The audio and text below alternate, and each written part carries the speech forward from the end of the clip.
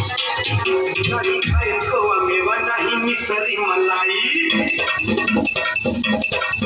नहीं खाए तो मेवा नहीं मलाई नहीं खाए तो मेवा नहीं मिसरी मलाई नहीं खाए तो मेवा नहीं मिसरी मलाई तेरे भाई बदली याद गणेश